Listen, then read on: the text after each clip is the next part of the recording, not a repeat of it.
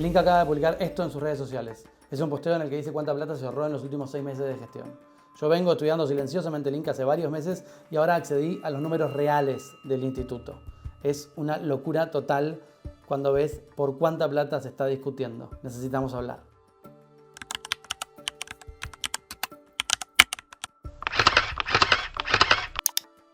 El gobierno de Javier Milei podría cerrar el Instituto Nacional de Cine, el Inca, como parte de su ajuste.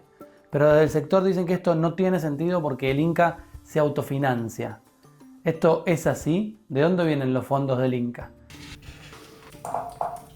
El primer fondo de dinero para el Inca nace en el gobierno de Juan Domingo Perón, en el año 1948, luego de la firma de un convenio entre los cines y la Fundación Eva Perón, a partir del cual se determina que 10 centavos por cada entrada de cine va a ir para este fondo de fomento. Con el tiempo esto se institucionaliza a través de una ley y queda que el 10% de cada entrada de cine tiene que ir para el fondo del instituto. El tiempo pasa y en fin de los años 80 este fondo entra en crisis porque la gente empieza a ir menos al cine porque empieza a ver más películas en sus casas a través del alquiler de VHS, por los famosos videoclubs.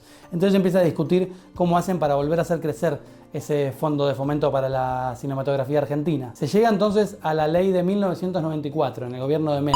Se determina en esta ley la nueva estructura financiera del Inca, de dónde vendrán sus fondos. Y determina lo siguiente: 10% del valor de las entradas de cine, 10% de los alquileres de videogramas, VHS y más adelante también DVDs, y 25% de la recaudación total del Confer. El Confer, que hoy es el ENACOM, regula el espacio radioeléctrico y básicamente recibe dinero por la facturación de los canales que venden a la publicidad y demás. De ese dinero que recaudan, el 25% va para el Instituto Nacional de Cine. Obviamente hoy nuevamente está en crisis este fondo porque al verse menos tele, baja la publicidad y esa recaudación es menor a lo que era antes. En el mundo entero la cultura tiene formas de crédito que le permiten de esa manera poder ayudarse.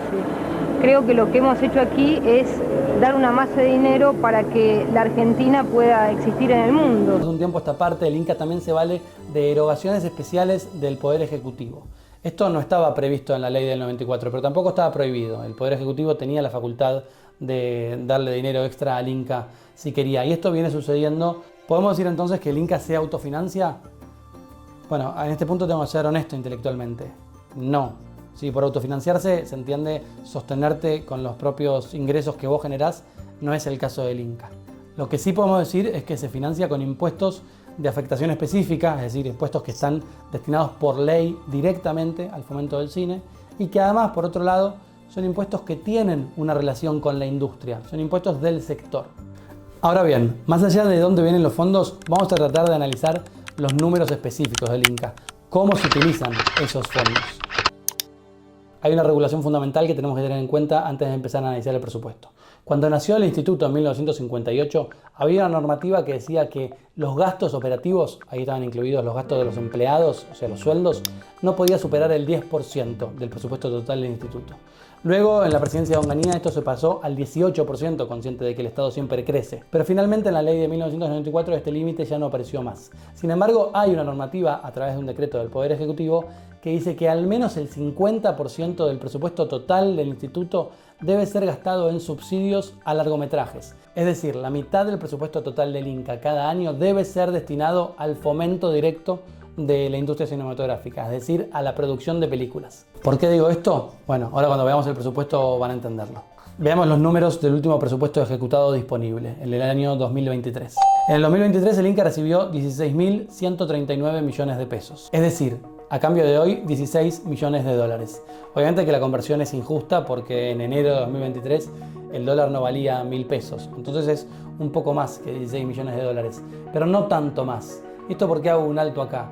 Porque todo este escándalo, toda la discusión sobre el Inca, hoy en día no es más que por 16 millones de dólares. Entiendo que para vos o para mí pueden significar un montón de plata, pero en términos del PBI es insignificante, lo cual deja muy en claro que esto se trata de una discusión ideológica, de una batalla cultural que para mí no hace más que empañar lo que debería verdaderamente estarse discutiendo, que es cómo hacemos que el instituto funcione mejor y fomente más cine. El 24% de ese dinero vino de las entradas de cine. El 59% vino del ENACOM, esto es 9.457 millones de pesos. y el 12% restante vino del Poder Ejecutivo. Ahora, ¿cómo lo gastó? Del 100% del presupuesto, el 58% se destinó a gastos operativos. Voy a ir más desglosado todavía. Del 100% del presupuesto, el 42% se destinó a sueldos de personal y el 14% a gastos de servicios. Solo el 41% del presupuesto total del Inca se destinó a transferencia de subsidios. Esto es una violación absoluta a la normativa que dice que al menos el 50% debiera ir para subsidios.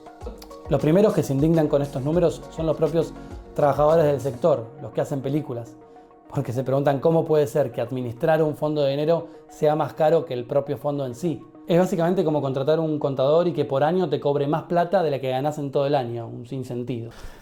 Es fundamental para mí entender el origen y la naturaleza de los organismos para tratar de distinguir entre el organismo en sí y las gestiones que lo administraron, porque muchas veces se cargan las tintas sobre una cosa cuando el problema está en la otra. Bueno, por supuesto que quedan muchos más temas para discutir. En los últimos años se discute mucho en la Argentina, por ejemplo, por qué se hacen tantas películas que en algunos casos tienen muy poco público. Bueno, esto no es una cuestión caprichosa, tiene un porqué y está muy relacionada con cómo se distribuyen el sistema de subsidios. Pero para entenderlo van a tener que ver el próximo video.